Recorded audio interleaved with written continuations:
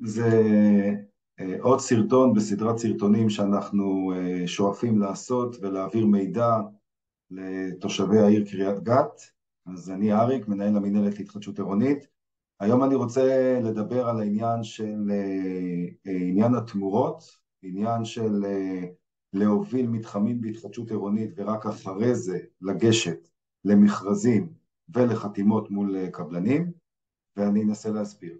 מה שקורה היום בקריית גת זה, אפשר להגיד, סוג של חצי מהפכה. למעשה העירייה קריית גת, יחד עם מדינת ישראל, מתקצבת כמעט תכנון מלא לכל העיר הוותיקה. ואני כולל את רוב המגדים, רוב השופטים, רוב הנביאים, וממש אותו רוב הגליקסון. והמשמעות היא שמדינת ישראל מתקצבת, ואנחנו עתידים תוך שנה, שנתיים, אולי קצת יותר, לתכנן, לתת זכויות ולתת אופק תכנוני כמעט לכל בניין בקריית גת. זאת אומרת שמבחינת תכנון, המדינה כבר עושה. מה המשמעות הזאת מבחינתכם? קודם כל זה משמעות אדירה שהעיר בתכנון, העיר בתכנון, ומצד שני יש איזושהי פעילות מקבילה בעיר של חברות יזמיות שמחתימות תושבים על פרויקט פינוי-בינוי במתחם שלהם. אין שום רע ביזמים ואין שום סיבה לפחד מלחתום לחברה יזמית, בטח אחרי שבדקתם, בטח אחרי שהתייעצתם, בטח אחרי שיש לכם עורך דין ואתם לא חותמים בלי עורך דין, אבל נניח ועשיתם את כל הפעולות האלה והחלטתם לחתום, אין מה לפחד, אבל יכולה להיות פה איזושהי, נקרא לזה, בעיה נוספת או רווח עתידי שיכולתם לקבל ולא תזכו לקבל אותו. ומה הכוונה?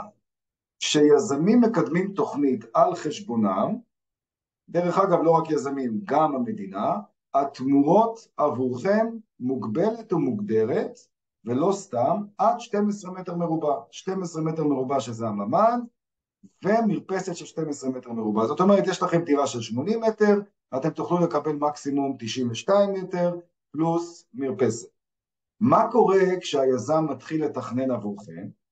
וערכי הקרקע עולים, זאת אומרת, הוא מתכנן עבורכם, לצורך העניין, עבור כל דירה שהוא הורס, 6 דירות חדשות, אבל במהלך השנה, שנתיים, 3, ערכי הנדלן עלו, ולמעשה, הוא במקום להרוויח 17%, הוא פתאום מרוויח 25%.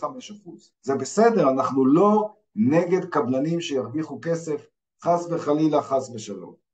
אבל אם הייתם מתכננים במצב שאתם נמצאים היום על חשבון המדינה, ואחרי זה היו לכם זכויות בנייה, ורק אז יחד עם עורך דין ובליווי המינהלת ועיריית קריית גת, הייתם מוצאים את הפרויקט שלכם למכרז יזמים, הייתם מגלים דבר מדהים. אחד, חברות הנדל"ן הכי גדולות בישראל היו עומדות יחד איתכם למשא ומתן כדי להציע ולהסביר למה הם הכי טובים לבצע את הפרויקט.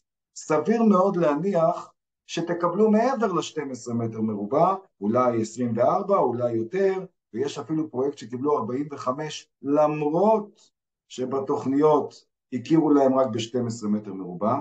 ולמה זה קורה? זה קורה כי הבאנו ליזם את הדבר, או נקרא לזה את הנעלם, הפכנו לגלוי. הוא עכשיו יודע בדיוק מה הוא מקבל, כמה דירות, מתי זה יקרה, איך זה קורה, מה השלביות, ולמעשה ברגע שהוא חותם איתכם, אז הוא יכול כבר להתחיל את הפרויקט, הוא יכול לקבל ליווי בנקאי, ותמורת הדבר הזה הוא מוכן לתת יותר.